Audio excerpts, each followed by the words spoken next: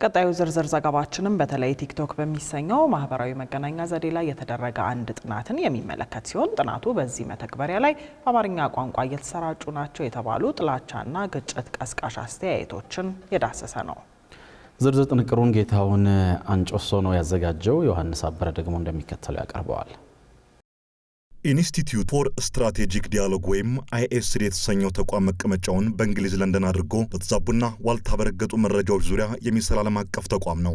ይህ ተቋም ከሰሞኑን በኢትዮጵያና ከኢትዮጵያ ውጭ በሚኖሩ ኢትዮጵያውያን በሚነገሩ የአማርኛ ቋንቋ አማካኝነት በቲክቶክ መተግበሪያው ላይ የሚለቀቁ ጥላቻ አዘል አስተያየቶች ዙሪያ ጥናት ማካሄዱን ገልጿል። የተለያዩ ይዘት ያላቸውን መረጃዎች በአጭር ደቂቃዎች ውስጥ በማስተላለፍ የብዙዎችን ትኩረት እየሳበ ባለው ቲክቶክ በተሰኘው የማህበራዊ መገናኛ ዘዴ ጥላቻ ንግግሮችን ለመለየት አማርኛ ቋንቋ እንዴት ጥቅም ላይ ይውላል የሚለውንም ተቋሙ በጥናቱ አካቶታል። በአማርኛ ቋንቋ የተጻፉ አስተያየቶች በሁለት መንገድ የሚሰጡ ናቸው ያለው ተቋሙ አንደኛው በአማርኛ ፊደላት በሚጽፉ ጽሑፎች ላይ ሲሆን ሌላኛው ደግሞ ከሌሎች 10 የአውሮፓ ቋንቋዎች ጋር በስብጥር የተጻፉ ናቸው ይለናል። በዚሁ ጥናት መሰረት የቲክቶክን የማህበራዊ መመሪያዎች የተላለፉ 134 በአማርኛ ቋንቋ የተጻፉ የጥላቻ ንግግሮችን የያዙ አስተያየቶች የተለዩ ሲሆን እነዚህ የጥላቻ ንግግር ጻፊዎች ሌሎች የአውሮፓ ቋንቋዎችንም በስብጥር እንደሚጠቀሙ ተጠቁሟል። ጸሐፊዎቹ የሌሎች ሀገራት ቋንቋዎችንም ከአማርኛ ጋር በስብጥር የሚጠቀሙት የሚያነሷቸውን የጥላቻ ንግግሮች ቲክቶክ ከገጹ እንዲያወርድባቸውና ድርጊቶቻቸውንም በግልጽ እንዳይታወቅባቸው ታሳቢ በማድረግ እንደሆነም ነው የጥናቱ ግኝት ያመላክታል። ISD ካካሄደው ጥናት ቀደም ሲል የቲክቶክ ተጠቃሚዎች በሚጽፏቸው አስተያየቶች ዙሪያ ያተኮረ ሌላ ጥናት መኖሩን ጠቁሞ በዚሁ ጥናት የአማርኛ ቋንቋ አቀላጥፈው የሚናገሩ ሰዎች ይጽፏቸው የነበሩትን አስተያየቶች በዋናነት ያተኮሩት በአካባቢው ጉዳይ ላይ እንደነበር ተገልጿል።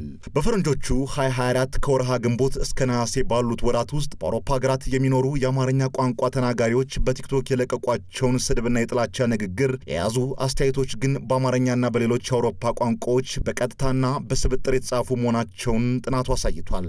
በአማርኛ ቋንቋ የሚጻፉ የጥላቻ ንግግሮችን የአሳሳቢነት ደረጃም ህገወጥ፣ በጣም መጥፎ፣ አዋራጅና ክብረ ነክ እንዲሁም ስድብ የተሞላባቸው በሚል ዝርዝር አስቀምጧቸዋል። ብሔር፣ ዘር፣ ማንነት፣ ሃይማኖታዊ ግጭቶች የሚያነሳሱና መሰል ስሜት የሚቀሰቅሱ ርዕሰ ጉዳዮች ደግሞ በዋናነት በቲክቶክ ገጹ አስተያየት የሚሰጥባቸው መሆኑንም አስታውቋል። ተቋሙ በጥናቱ ከለያቸው 134 የቲክቶክ አስተያየቶች መካከል 116ቱ በአማርኛ የተጻፉ የጥላቻ ንግግሮችን ከሌሎች የአውሮፓ ቋንቋዎች ጋር በስብጥር መጠቀማቸውንም አመልክቷል። ከእንግሊዝኛ ወደ አማርኛ በቀጥታ የሚተረጎሙ የጥላቻ ንግግሮች የሚያስከትሉት ተጽዕኖ ከፍተኛ መሆናቸው በጥናቱ የተጠቆመ ሲሆን ይህም በጥናቱ ከተመረጡ 134 አስተያየቶች መካከል 18ቱ በዚሁ ጎራ ውስጥ ተካተዋል። በተመሳሳይ ከሌሎች ቋንቋዎች በቀጥታ ወደ አማርኛ ከተረጎሙት 18 የጥላቻ ንግግሮች ውስጥ 17ቱ አስተያየቶች ግጭት ቀስቃሽ ሲሆኑ ሌሎች ደግሞ የዘረኝነት እሳቤ ያላቸው ክብረነክ አስተያየቶች ናቸው ተብሏል። የቋንቋ አጠቃቀም ስልቶቹ ሆን ብለው የተወጠኑት በዘር፣ በጎሳ፣ በማንነትና በሃይማኖት ላይ ያነጣጠሩ መሆናቸውም ተጠቁሟል። አብዛኛዎቹ በጥላቻ የታጨቁ አስተያየቶች ትኩረታቸውን ያደረጉት በግለሰቦች ይልቅ በቡድኖች ላይ ቢሆንም በየትኞቹ ቡድኖች ላይ ትኩረት እንደተደረገ ግን በጥናቱ በግልጽ አልተመለከተም።